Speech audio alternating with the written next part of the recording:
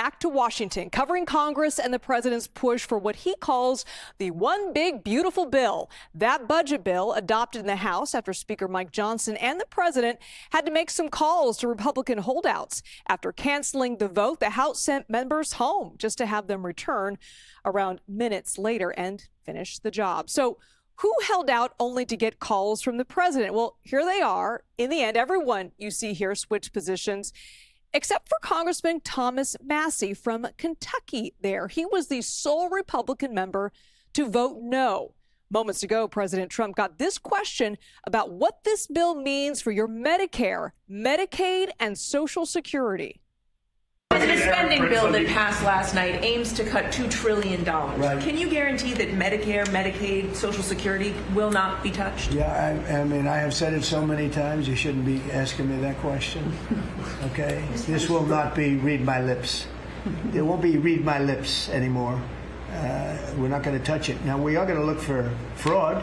I'm sure you're okay with that, like people that shouldn't be on, people that are illegal aliens and others, criminals in many cases, and that's with Social Security. We have a lot of people. You see that immediately when you see people that are 200 years old that are being sent checks for Social Security. Some of them are actually being sent checks, so we're tracing that down, and I have a feeling that Pam is going to do a very good job with that. But you have a lot of fraud. All right, let's go live now with CBS News congressional correspondent Caitlin Huey-Burns. Caitlin, great to be with you. The president says they're not going to touch Medicare, Medicaid. Is this the last we're going to hear about it, though? Probably not.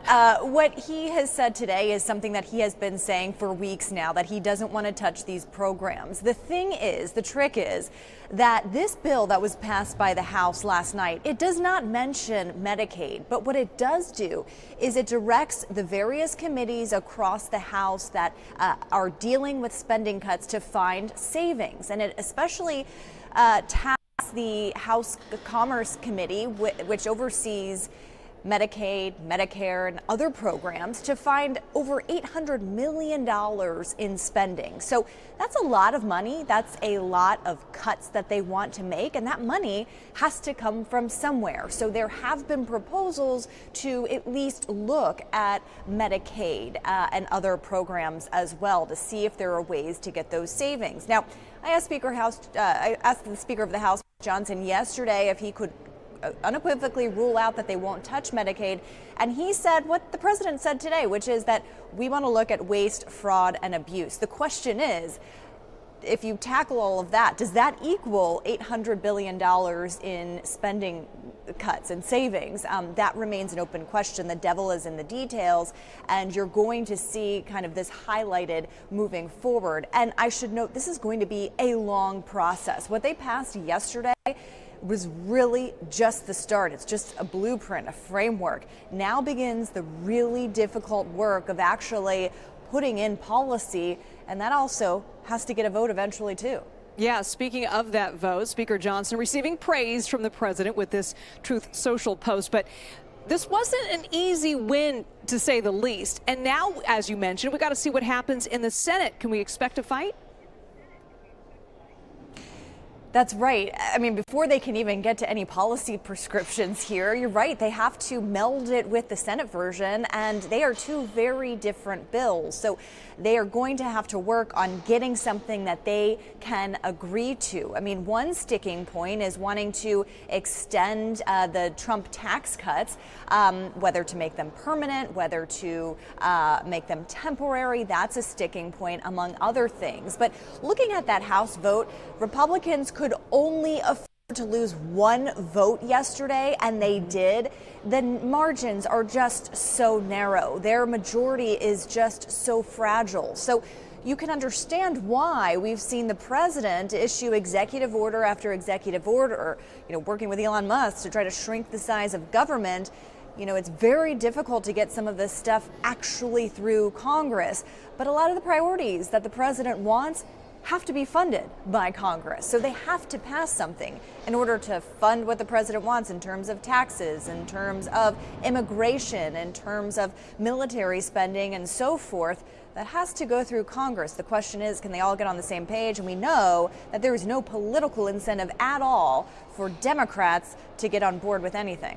Yeah, and I want to lean more into those federal cuts, Caitlin, because we're talking about this from Capitol Hill while real people in the communities across the country are really starting to feel the impacts of the president's positions, and we're seeing reaction at these town halls. I want to ask you about this town hall with the House GOP Vice Chair Blake Moore from Utah. He said this to federal workers. Take a listen. I know I have a very unique district. It's a very strongly conservative district, but also a federal workforce district. And right now, those two are at odds because federal workers are kind of getting demonized out there in the social media sphere. I remember saying at the town hall, please don't pay attention to that. That's truly not the reality of what's going on. But that's unfair to you to say that because, like an email that you were told by by your a superior or somebody within the organization that you work for, hey, you don't have to respond to this 5-bullet point email. Oh, actually, you do, or you shouldn't. But on Twitter, on X, it looks like you should. I get the frustration. I've been very, very frustrated at this alongside you. Yeah, this was interesting, Caitlin, because Moore was addressing the confusion over Elon Musk's email, heard, of course, around the world. And now, this is notable on DOJ considering Moore's leadership position and the fact he's in a very red state, a very red district. And he's even expressing frustration.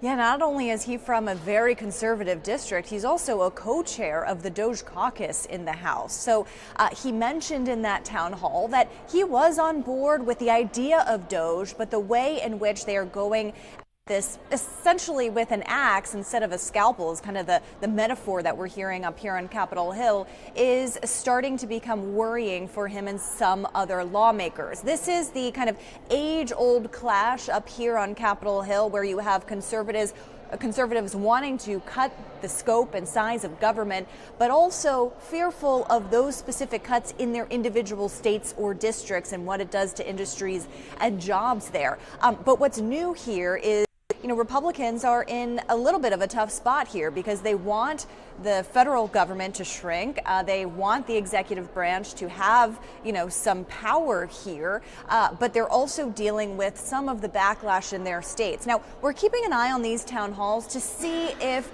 this constituent reaction, heightens.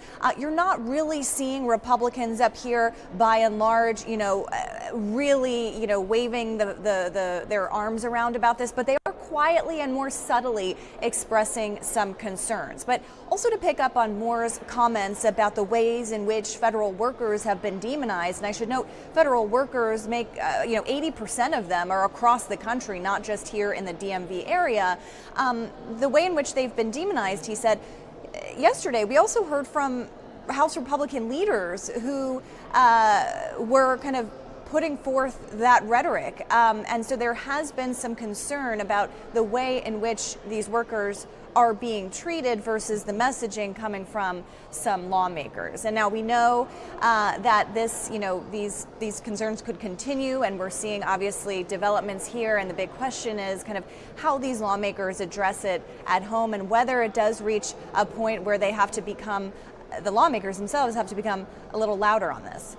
All right, CBS News congressional correspondent Caitlin Huey-Burns. Great to see you, Caitlin. Thanks so much for being here.